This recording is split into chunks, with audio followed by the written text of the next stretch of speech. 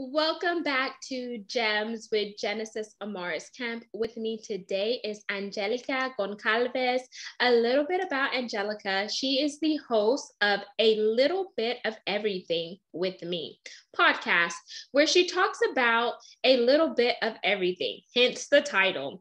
From reality TV to learning about people's journeys of ups and downs to success to karaoke on a Friday and everything else in between. Versatile, y'all. Angelica, as an adult dyslexic who started the podcast to gain confidence in becoming a speaker to advocate for people with a learning disability. She wants others to know that people with a learning disability can do just about anything, but at a different pace. A Little Bit of Everything with Me has been awarded a Latin Podcast Award in 2020. She is also a Latin Podcast Award nominee for 2021 and nominee of Ito Bitcoke Community Votes 2021. So a lot of incredible things going on for her. When Angelica isn't podcasting, she works in the construction industry full-time, photography part-time, running a community podcast group called the Circle of Outstanding Podcasts, and trying to figure out new creative designs for all very good fashion and lifestyle. Y'all, Angelica is a woman on a mission who has incredible things going on the forefront as well as behind the scenes, a little bit of everything in her wheelhouse. And today we're going to talk about her journey with PCOS. So without further ado, please welcome Angelica to the podcast. Hey, thank you so much, Genesis, for having me. This is fantastic. Like, I know we've been planning this for quite some time, so here we are. Thank you so much for being here and just reading your bio. I was like, wow, I really got to know a little bit more about you because you and I have talked before off the record when I was on your podcast as well as behind the scenes and etc. But just really reading your bio, you are doing some incredible things in and outside of your industry. And I love that because, you know, women, we are multidimensional, multifaceted, and sometimes we don't get the recognition that we deserve and need. But I truly want to give you your flowers while they can bloom, metaphorically speaking. And thank you for all that you do day in and day out. And now another new thing is you are a mommy. So I am. So congratulations on your beautiful baby boy. That is amazing. And we want to talk about, you know, your journey with PCOS. So can you start off by telling us a little bit more about your background and then we'll jump into the topic? Yeah, for sure.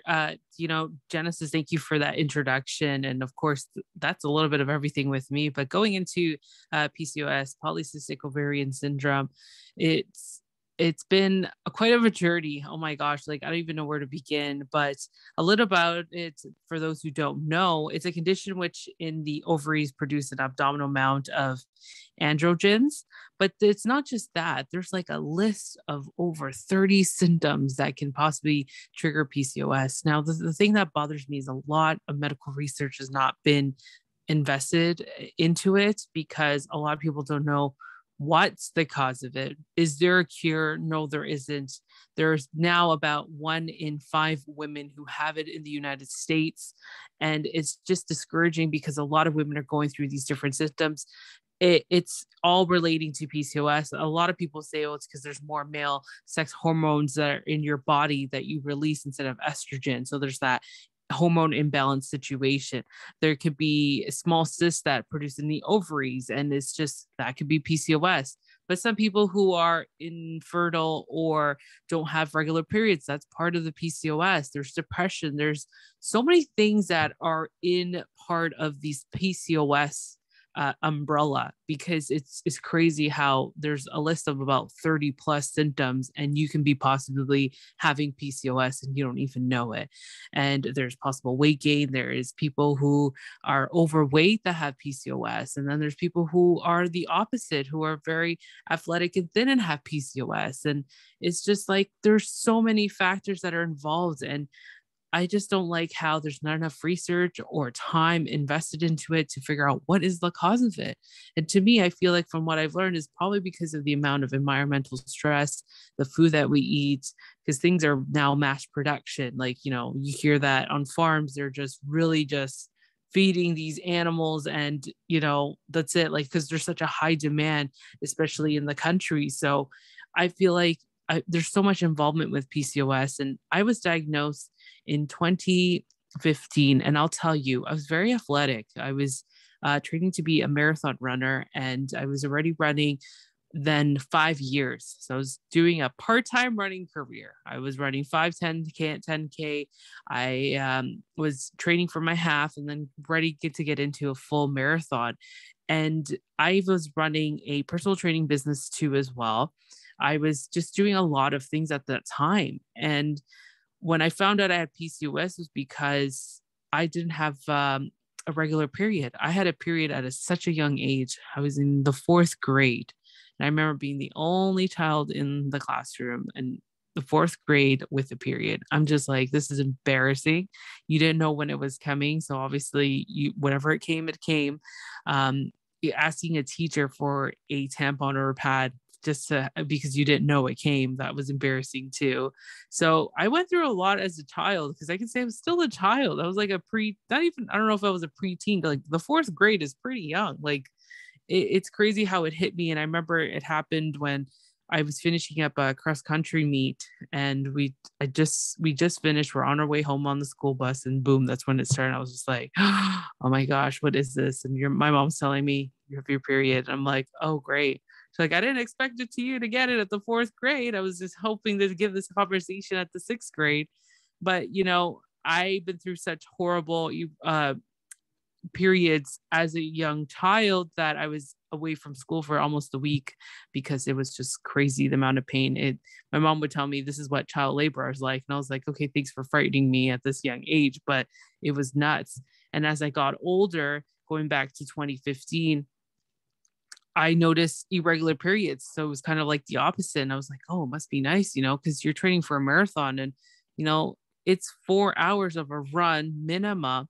And for you to have that during your period, you can imagine the amount of uncomfortableness, if that is even a word, that you go through when it comes to your trainings. And I was like, oh, I'm so happy I don't have a period. But then after 6 months, after 8 months, after a year, you're just like, what is happening to my body? You start to worry. And I didn't really think of it at the beginning, because I said, you know what?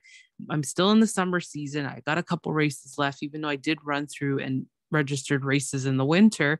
I was just like, I have this great opportunity to shed some time off, because when you're on your period, everything changes. You gain weight, you water retention, and that slows you down. And I'm always trying to figure out how am I going to shed the last like a minute or 2 minutes, because that makes a huge difference at your final runs.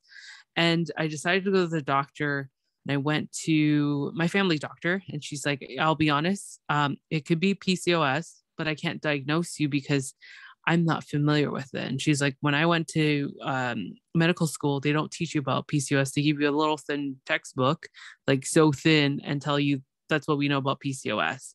And I'm just like, okay, so what's next? So she's like, I'm going to give you a specialist. We'll go to an OB. We'll do regular ultrasound appointments to make sure what's going on. So because you haven't had a period, you want to make sure that your walls are not closing in, which is apparently a bad thing. And I'm just like, oh my gosh, things like you start to get worried, like what's going to happen here. And I went to the first OB, and this one was interesting. So the first thing she said when she looked at me, and they usually give you an introduction like, hey, I'm Dr. So-and-so. How are you? This one was more like, oh, okay. So nice to see you. Wow. So are you a runner? Are you a rower? Are you a dancer? Are you a cyclist?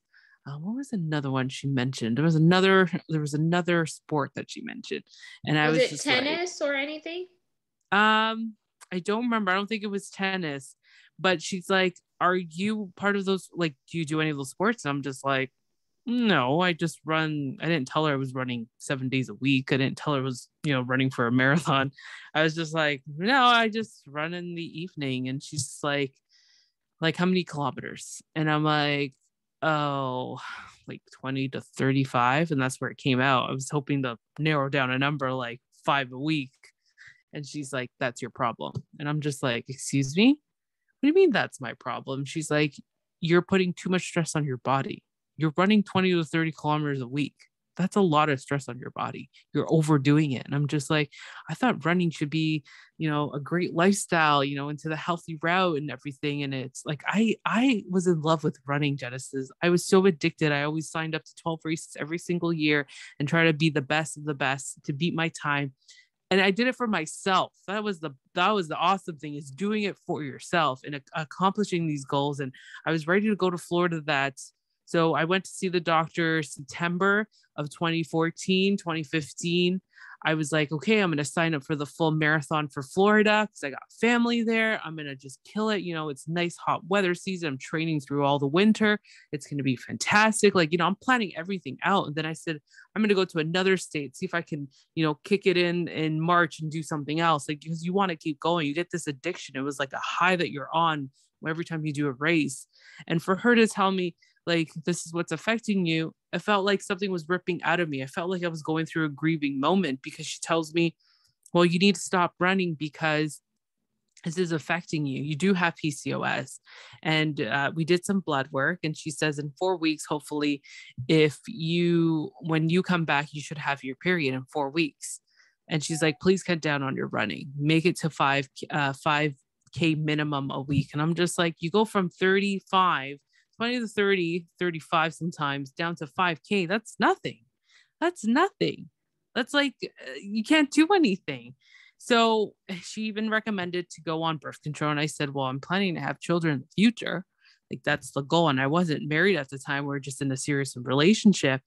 And she's just like, well, the thing is, you won't be able to have children. So you got to come up with a solution. And I'm just like, so question. Okay, this is, yeah, go ahead. Let's pause really quick there, because this is a lot of information that is coming to you really fast and drinking out of a water hose. And the fact that she just looked at you, didn't really come in with an introduction, but just starts spitting out this rhetoric to you. Like, it's a lot to take in, especially if it's your first time meeting this OBGYN. Yes, she's a specialist, but everybody's body type is different. So with her just asking you these questions off the cuff, how did she really know that you have PCOS unless she got this information from your PCP, your primary care physician, but your primary care physician had already told you that she's not a specialist in this area. And she said, oh, we just get a little pamphlet, to you going over to a specialist. And this is your first time meeting this specialist, right? And she is giving you this information, and it kind of makes you nervous, because it's like, you don't know me from Adam or Eve. You're just looking at me and you are giving me this information. And that is how unconscious biases are formed and preconceived notions, because there has not been a full lab workup. So by you sitting in the chair in the doctor's office, getting all this information, what type of emotions were you feeling? Because this is a lot to take in at such a young age, and you're doing something that is conducive to your overall health and well-being, and you love running. It's not like someone is forcing you to run to get your health and wellness in check. It's something that you absolutely love. And here this lady is coming to you, telling you to stop doing what you love. You have PCOS and you have all this stuff. Was this before she even did any lab workup on you? This was before any lab work, Genesis. And that's the shocking part of it. And I will tell you that sitting in that chair, I felt like I was going to cry into tears, because the one thing she says, like the 3 key points that she tells me that really just destroy mentally and emotionally that moment was, you can't run, you got to stop, you won't be able to have children. And the thing was, go on birth control, because I know going on birth control is something that does the opposite of you not having a child. So to me, it didn't make sense and everything. So you're going through all of this at the same time. And it was like a 10-minute consultation, because there was like 20 other pregnant women who was going to see her anyway. So I'm just like, you're trying to soak everything in. And mentally, it was just like, I felt like I had a death in the family. I'm not going to lie. It felt like I had a death in the family because to me, for something that you love so much, that you enjoy and you've accomplished so much for your own personal self, and you've seen results in health, in the health side of things for you, you're just like, what am I going to do? Like, I devoted myself to running for 5 years. I ran through the horrible winters of Canada. I did even races during the winter time. Like, that's how passionate I was about running. And I was so addicted to, achieving these little goals every single year with the same races over and over again. Because like I said in the beginning, I tried to figure out, okay, how do I shed 2 minutes of my time? Because 2 minutes makes a huge difference in a runner.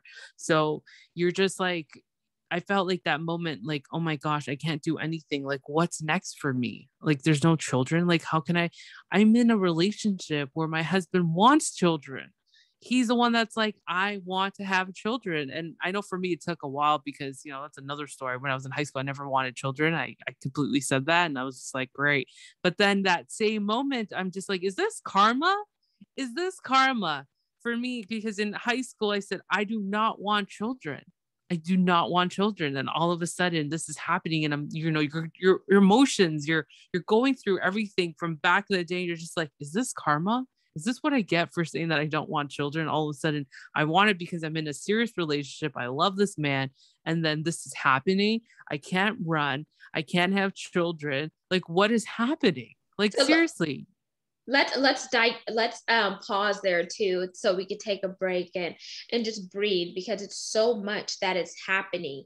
And so off the bat, she tells you 3 things that all sound like negative Nancy: stop running, you're not going to have children, and get on birth control. And then now you're going back to what you said in high school, saying, oh, I don't want children, to now you're wanting children because you're in a serious relationship with the man you love, who y'all were just dating at the time. Then you got engaged, and then bam, now you're married. And so now your viewpoints are changing because this man that you love wants children, and you want to be, a mother of his children.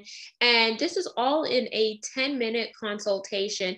And sometimes people put these doctors on pedestals because they think that they're God. They think that they're the creator of the universe, when in actuality, they just have an opinion based on what they studied in school. But then this opinion, in my opinion, in this circumstance, it's not even factual, because you didn't even go to the science route to really check out this information to see if it's even golden, if this situation applies to you. You're just looking at me formulating what the activities that I'm doing, and then just hindsight 2020, passing off what you think is acceptable.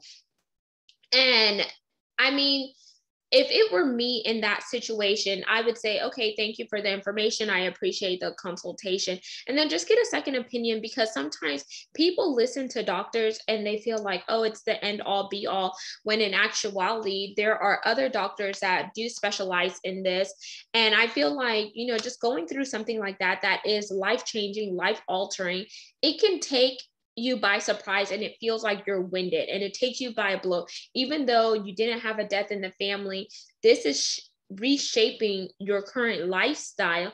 And it is like, grief, and we all grieve differently, whether it's the loss of a job, the loss of a family member or friend, the loss of a pet, or somebody trying to take away your rights being a woman, something that you obviously want to happen. And I feel like we need to have these courageous conversations and tell other women about stuff like this that is taking place, because some women may be going through PCOS and they may have had the same experience that you had, and they feel like, oh my gosh, this is what the doctor said, there's no hope. But obviously there's hope, because you just had a healthy baby boy. Yes, there was challenges, trials and tribulations that you went through, but you did not gravitate to what she said and those limiting thoughts, those limiting beliefs, and etc.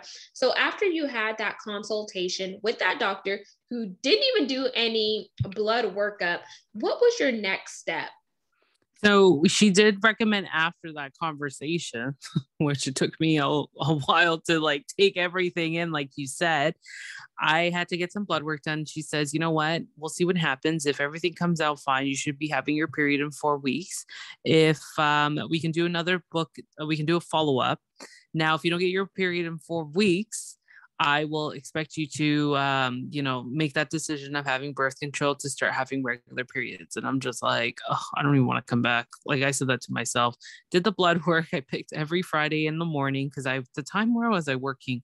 I don't remember, but I had to like be there at 6:30 to get blood work done. So that way I can make my way to work, and it had to be consistent. Like it had to be consistent time. Like you have to get your blood work at 6:30 every Friday. Like it had to be that time. So 4 weeks later, I got my period, and I was just like, okay, this is just messed up here. But I ended up so I went back to my family doctor and I said, hey, I need to see another opinion because I'm not sure about this. And that's what I love about my family doctor, because she is very one of those women of, I'm not going to give you all these medications. I want you to find every single resources that we can provide you. And this way you can make your decision.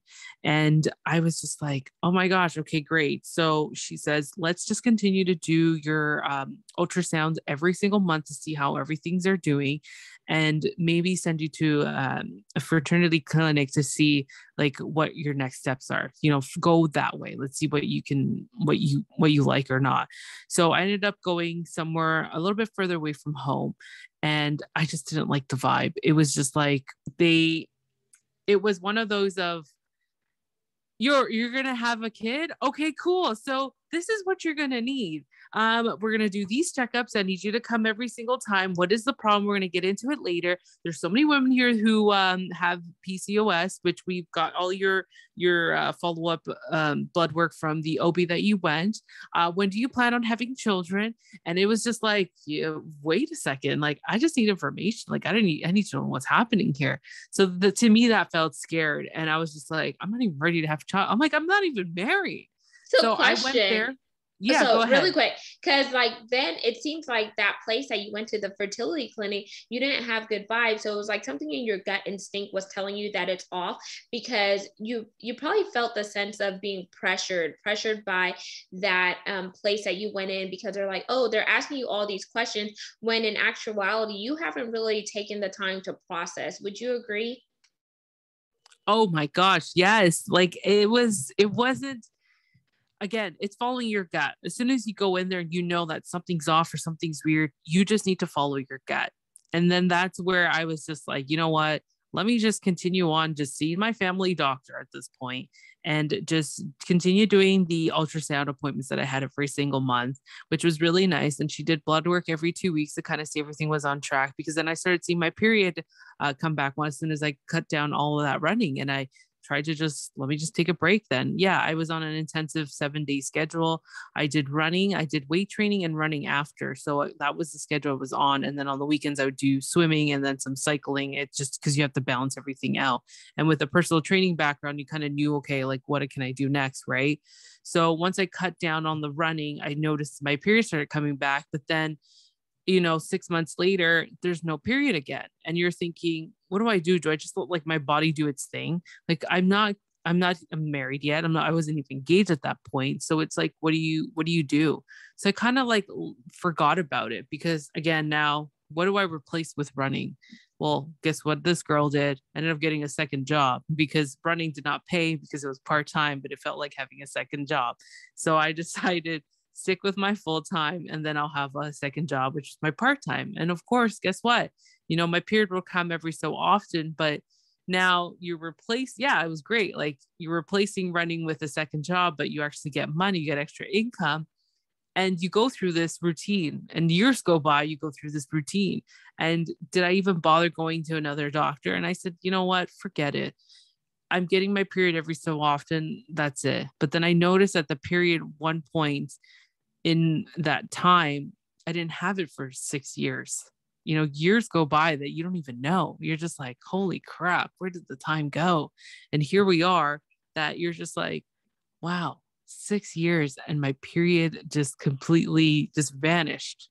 And you don't think anything of it, because Genesis, you're so busy in this lifestyle, because at this point, oh, I'm getting engaged. Oh, we're going to get married. We've been on vacations. You're enjoying life. Like, you just forget about everything that, mother nature that knocks on your door, that people call it mother nature. You're just like, all right, she ain't coming. So, you continue on your life without even remembering that you have a period. And usually the only person that would bug me was my mother. She would always be like, did your period come? Did your period come? Are you okay? Did you go see your family doctor? I'm like, yeah, I'm fine. There's nothing to it. So I get engaged, I get married, I still don't get a period. We go on these vacations because you always like cross your fingers. You want to enjoy the beach, you want to do some swimming, no period. I'm gonna chime in really quick right there. Yeah. Because we as women sometimes, like when I like to say Aunt Flo, when Aunt Flo is not there, you don't have to worry about packing certain things whenever you are heading on those vacations. And it just makes things easier. When hindsight 2020, you're thinking that it makes things easier, but then your body is trying to communicate with you. And sometimes we get so complacent and we enjoy Aunt Flo not paying us a visit that we're like, wait, is my body trying to tell me something? And then, like, to your point, before you know it, time goes by, and then some women are like, what's happening to me? But then you got so comfortable living this certain lifestyle that the little trivial things don't matter to you until you're being met with your husband and your mate telling you, hey babe, I want to start a family, I want to do this. And then you as a woman feel pressured, like, let me see what's going on with my body. Like, okay, I want to be able to give my husband a family, I want to be able to do these things. And then, so not only do you have the pressures of work, you have the pressures of society, you have environmental factors, you have trying to be a wife. We as women are juggling so many different things that whenever it hits you, did you feel like it hit you like a ton of bricks? Despite your mom like nagging you, saying, do you have your period? Do you have your period? And by that point, you feel like you're a grown woman, you're living your best life, you're enjoying life to the fullest. You're like, YOLO, you only live once. And then your mom is like knocking on the door, like, boom, boom, boom, boom. Did you have your period yet? Did you have your period? Have you went to a doctor? Have you done this? And it's like a nagging voice, and she means well, but then over here you're like, man, I'm living my best life. And then you're faced with, okay, this is where I am in reality to my husband and balancing my relationship. Yeah, my mom was the mother nature's assistant. She would come in and say, hey, like, did you get your period? But it's true, because you're going through that phase of life, like everything's so great, going well, you're working 2 jobs, you're making extra money, you're just like, yeah, let's enjoy life, go through an engagement, go through the wedding, and then all of a sudden you're just like, I can't believe I didn't have a period for almost 6 years. Like, you're just like, where did the time go? Like, seriously? So I had to put matters into my own hands at this point, because once you're married now, the thing is, we didn't plan to have children like right away because we knew the situation. And I did have a cyst rupture before. Was it before I got married? No, it was after I got married. I had a really bad cyst rupture. And when that happened in 2017, I was just like, oh my gosh, the pain was unbelievable. Rushed myself to the hospital. My husband came back later and they said that you need to think about what's going to happen next. And I'm thinking, like, am I dying? Like, the way they talk to you sometimes, you're just like, am I dying? Like, seriously? And one of the nurses says, she's like, because you have this cyst rupture and you have PCOS and history of it. She says, when was your last period? I'm like, it's been a long time. It's been a long time. And she's just like, with PCOS and having this cyst rupture, more could potentially come and rupture, which can affect your ability to have children, and you won't be able to have children. So I'm staring at my husband. Quick. Yeah. I'm going to ask this question so that way we're putting some context in for the viewers and the listeners. So how did you know that something was wrong and you had a rupture? Like, what type of inclination did you feel throughout your body in case somebody is experiencing that and they could, look out for that, because someone may not necessarily know what's going on in their body. So what was that slide? And you mentioned you took yourself to the emergency. So you drove yourself there? Yes, I did. Oh, wow. I did. I'm trying to remember this because it's been a while, and I know it was in the winter, it was in February. So it was really cold. And I think, no, I actually my mistake here. I did call my husband. He came to my job site. Luckily, he was working in Toronto. He wasn't far from me. And he picked me up, and I told my boss, I'm going to leave my car here overnight at the job site, which wasn't a problem because we have all the security cameras. And he ended up picking me up and taking me to the hospital. That's what happened, because the cyst rupturing literally felt like your menstruational cramps, but like 10 times worse. Like it's just a horrible, nasty pain in, well, my cyst ruptured on the left side. So that left side was just like excruciating pain. Like it was so sharp, like a knife was like going in there and just twisting it around into that side of your ovary. Like it was horrible. And then you start bleeding and you're just like, what the heck is this? Like what's going on here? Like it was so painful. Like I couldn't even move. I was like in a fetal position in my chair, and I'm at the front desk. Okay. And I'm glad we work at a construction site, because you don't get like all the fancy people coming in. You just get people saying, hey, I need this, hey, I need that, or what's going on, I need to see this person, right? So I was just sitting there and I'm just like, oh my gosh, this is horrible pain. So yes, they offered me to call an ambulance, and I was just like, I don't want like the commotion. Like I'm not that person. So my husband rushed here, and luckily he was so close by. And the hospital from the job site was like 5 minutes away, literally, thank goodness. And I went there. We spent the whole day, and then pretty much the whole overnight as well, because the waiting rooms here is just pretty brutal.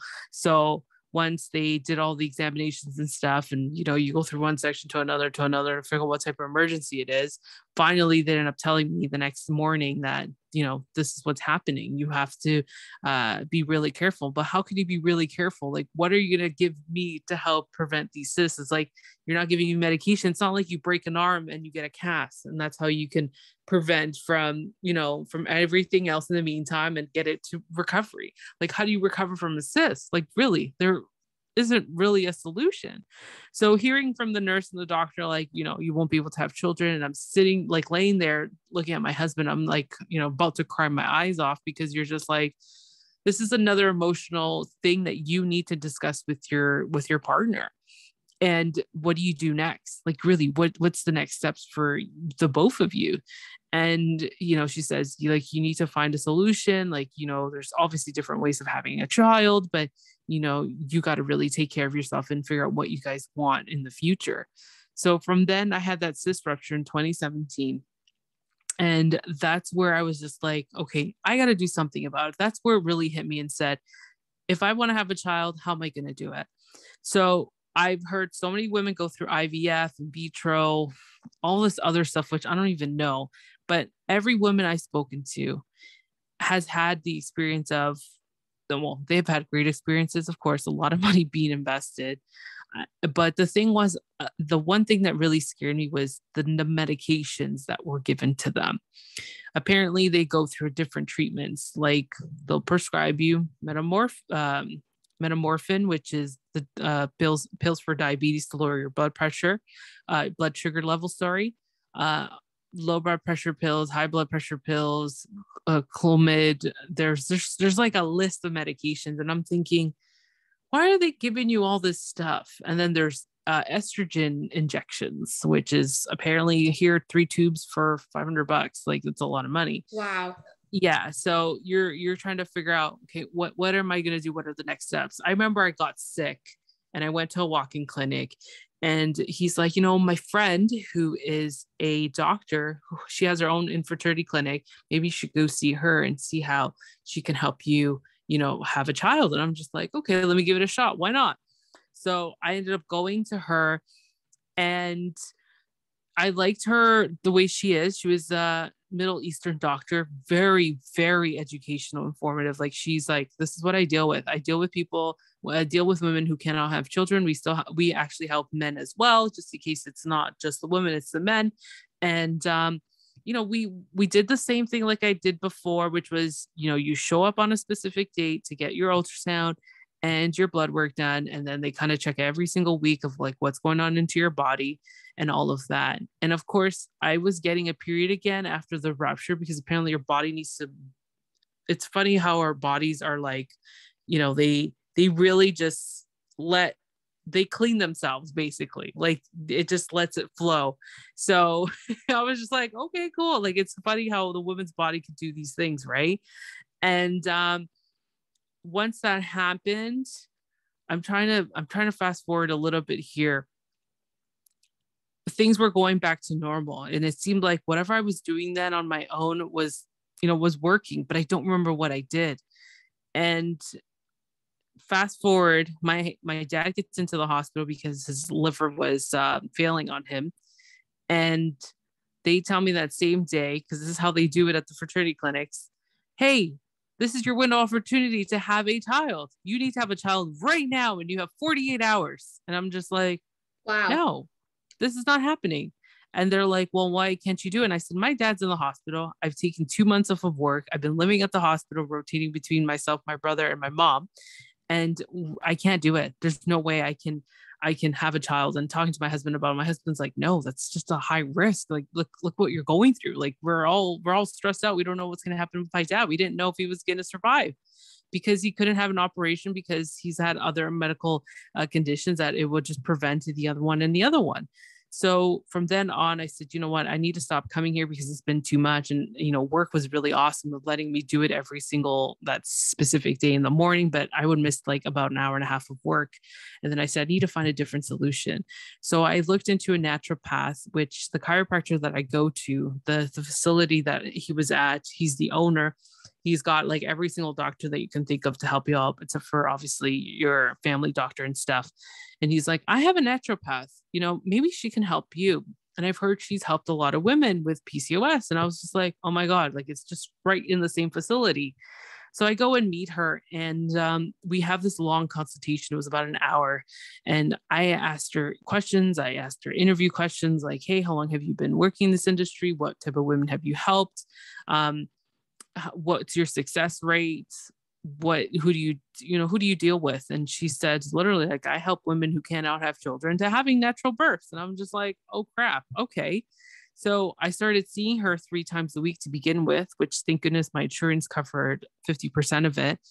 And I was just over the moon by the amount of care that they give you, that provide. And it's so different from a doctor. So the naturopath really helped me realize, okay, we need to work on eating. We need to work on your environmental stress, your work stress. We have to work on the whole package here.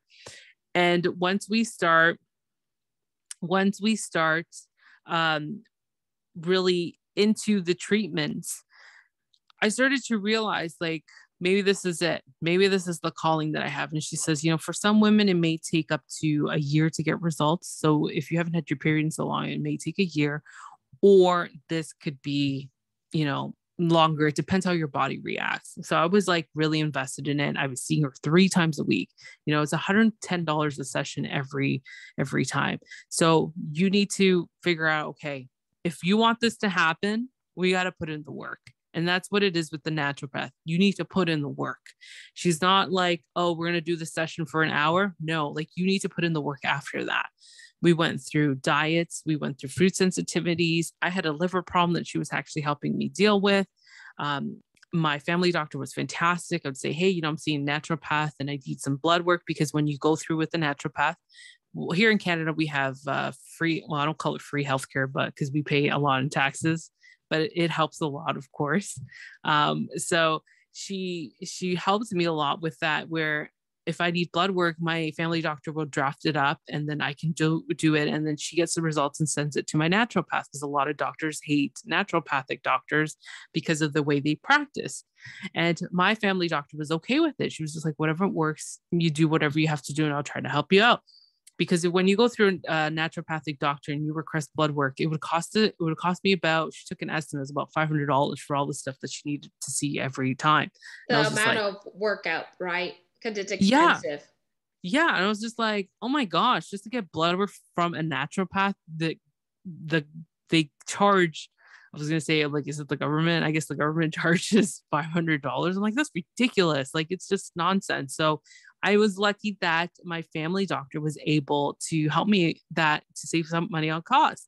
And she was okay with it. But again, a lot of medical doctors are not friendly with working with a naturopath.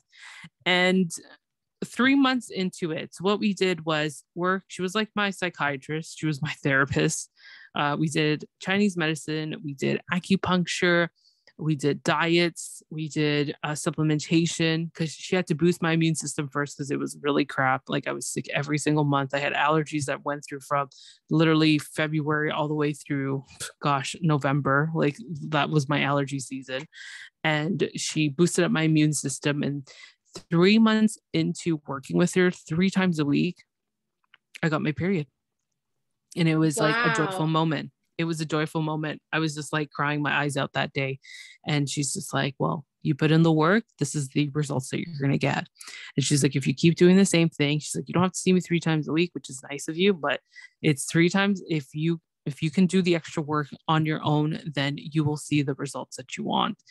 So I even told my husband, even before I started, I forgot to mention, I said, if this doesn't work out, then I'll try IVF. I'll try all the other stuff and whatever.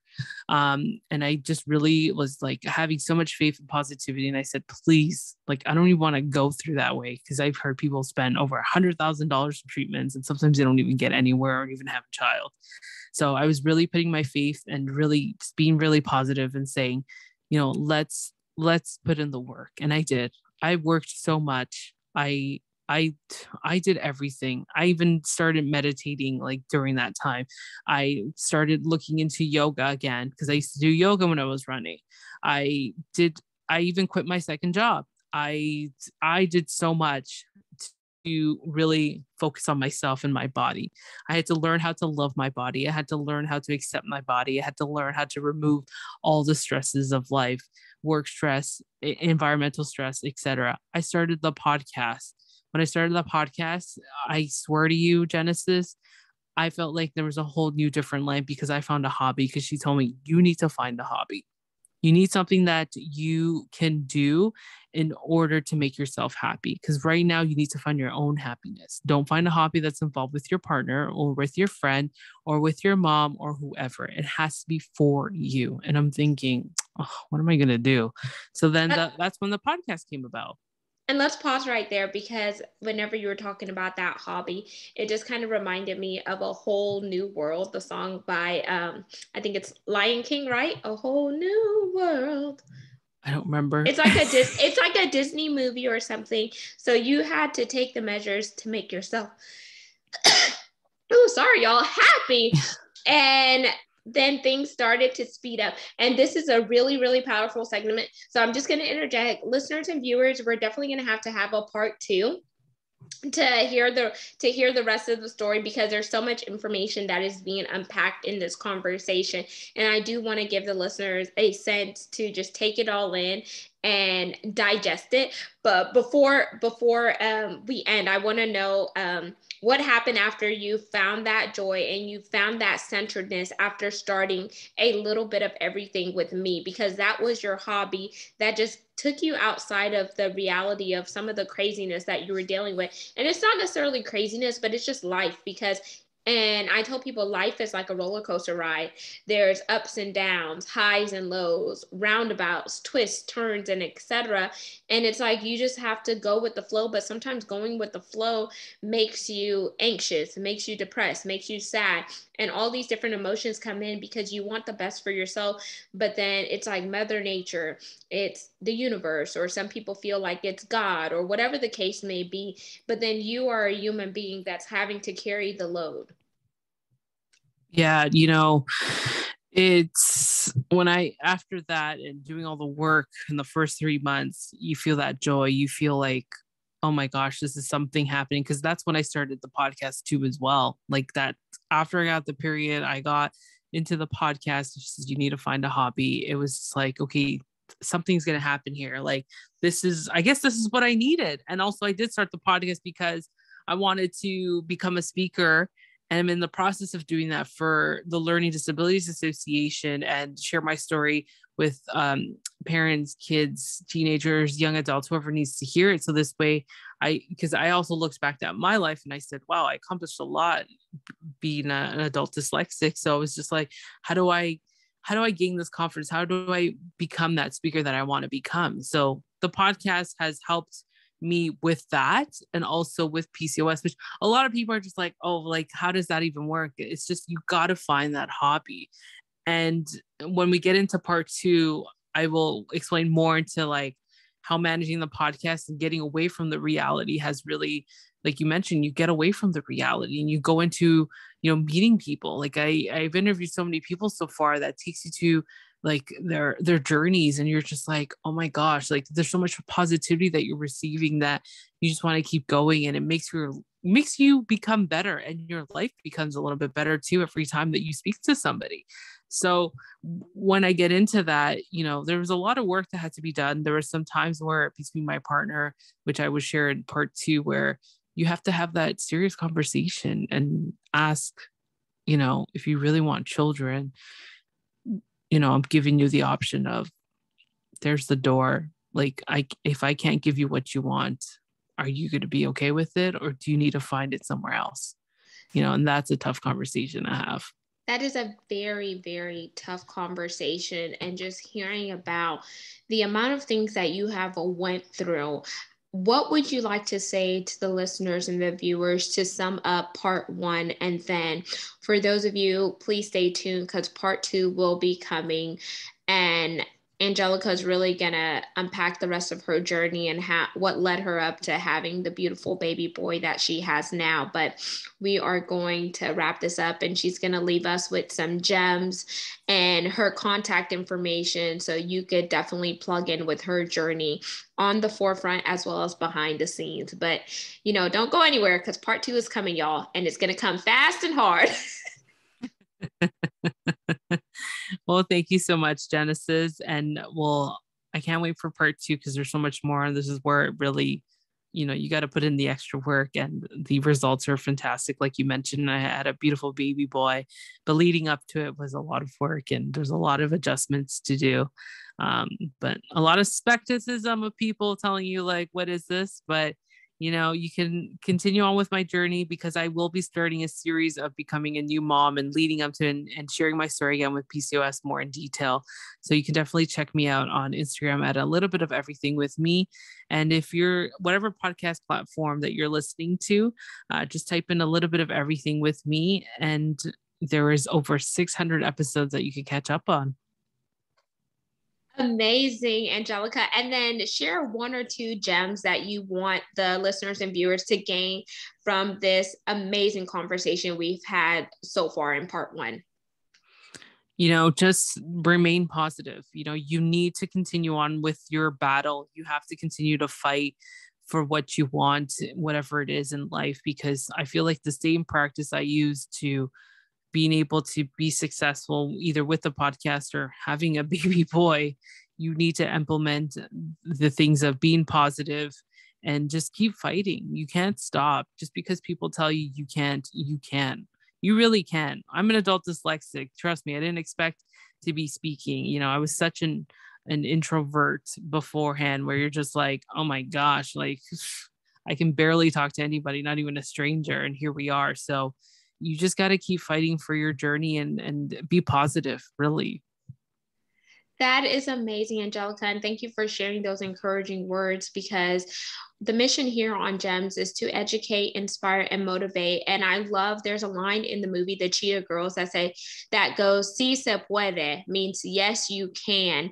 And I just want to encourage any woman out there that is currently battling PCOS or know someone that is dealing with PCOS, do not give up, because you are closer than you think. And don't always rely on what the first doctor says. That's why there are second opinions out there.